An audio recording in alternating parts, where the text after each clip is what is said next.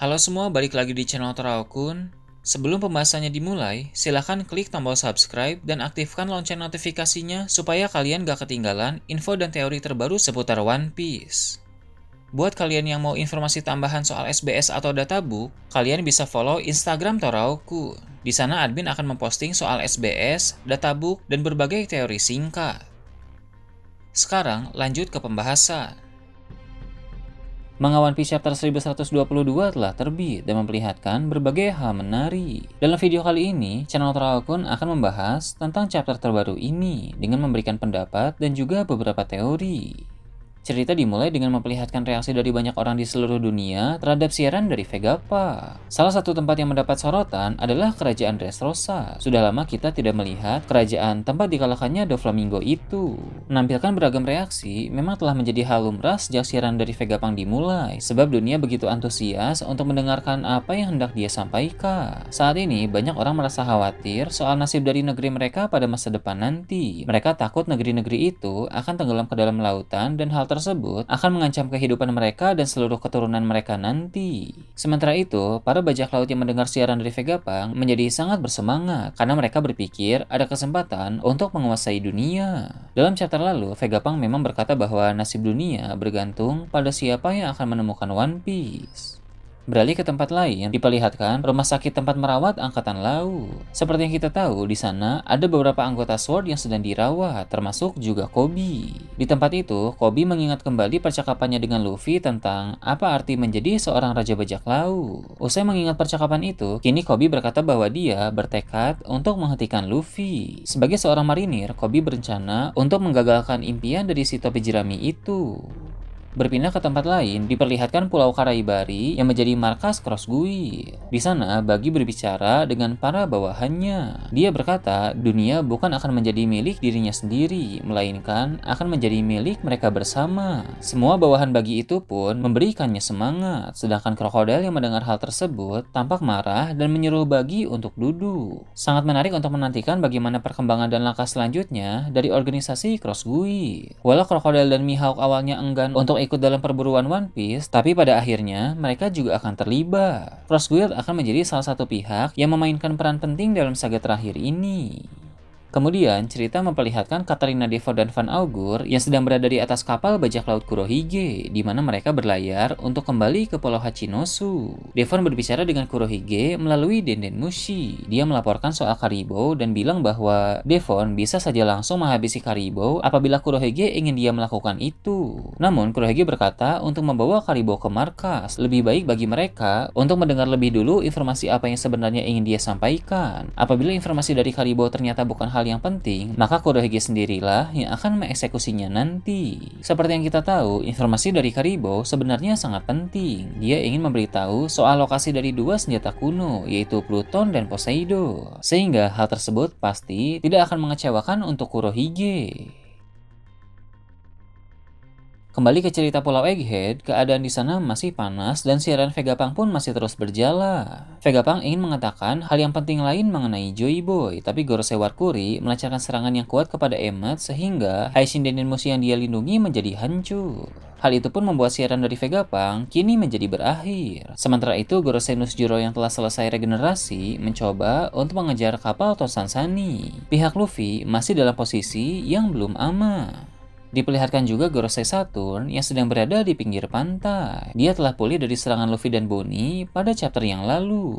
Ternyata dia tidak mati walau telah dijatuhkan ke laut dengan tubuh yang hancur. Di sini terbukti bahwa sebenarnya para Gorosei itu bukan pengguna buah iblis, karena jika pengguna buah iblis, seharusnya Saturn tidak akan selamat dan tenggelam di lautan. Kekuatan para Gorosei berasal dari sihir asli, karena ada lingkaran sihir juga saat mereka muncul di Pulau Egghead. Jadi, wujud monster yang mereka miliki bukan dari buah iblis Mythical Zoan, tapi wujud itu adalah wujud iblis asli dari teknik sihir. Setelah itu, Gorosei Warkuri, Jupiter, dan Nusjuro hendak melompat bersama ke kapal Elbaf dan kapal bajak laut topi jerami. Namun, Emmet yang melihat hal tersebut tidak tinggal diam. Seperti yang kita tahu, dia telah berencana untuk menggunakan suatu kemampuan yang misterius. Dalam chapter kali ini, sang robot kuno itu akhirnya mulai menggunakannya.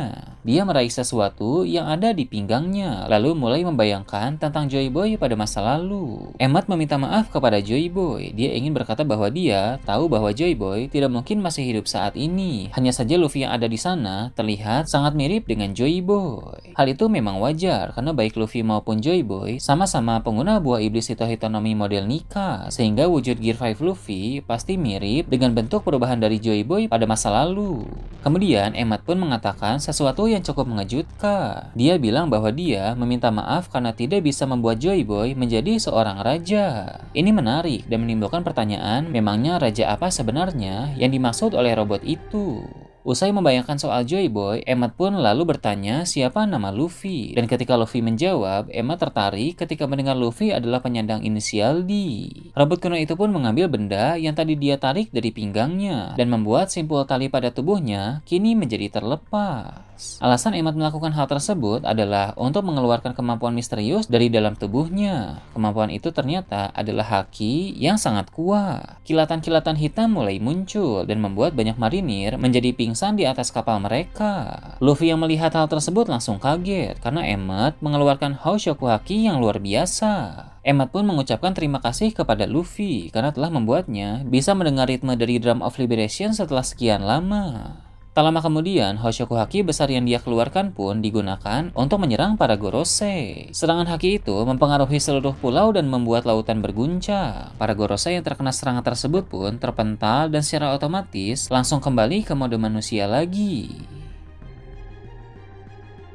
Bahkan serangan itu membuat Warkuri, Jupiter, dan Nusjuro secara misterius langsung kembali ke ruangan di Marijois. Mereka muncul di sana dalam keadaan yang terengah-engah, seperti baru saja merasakan ketakutan yang sangat besar. Saat ini, hanya Saturn saja Gorosei yang masih tetap tinggal di Pulau Egghead. Di ruangan Marijois itu juga ada Gorosei Mars yang telah kembali duluan usai diserang oleh Luffy beberapa chapter yang lalu.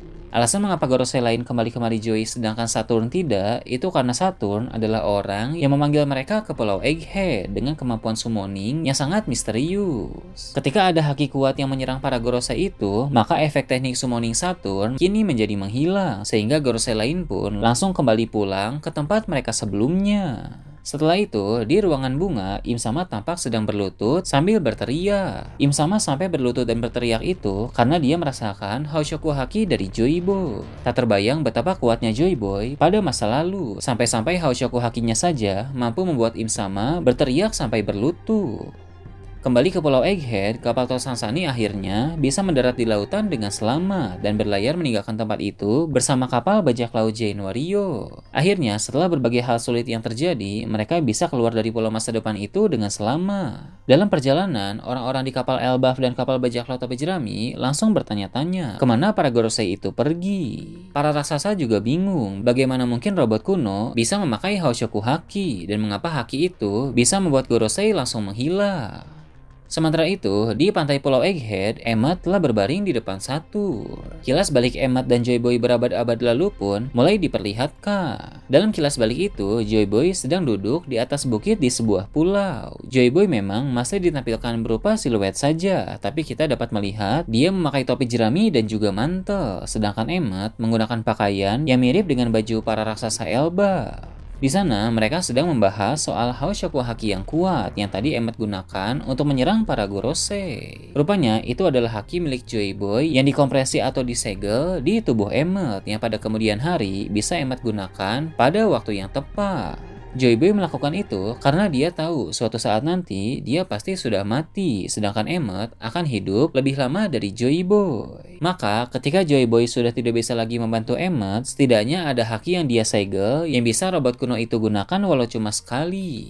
Jika melihat bagaimana daya serang dari haki tersebut tadi, maka jelas bahwa kemampuan Joy Boy benar-benar sangat hebat. Dia bukan hanya seorang pengguna buah iblis yang tangguh, melainkan pemilik haki yang luar biasa juga. Chapter ini pun mengungkap hal menarik bahwa Haoshaku Haki ternyata bisa disegel di objek lain. Namun ini tentu hanya bisa dilakukan oleh orang-orang yang memiliki haki yang sangat kuat, dan penguasaan hakinya pun harus di level tinggi.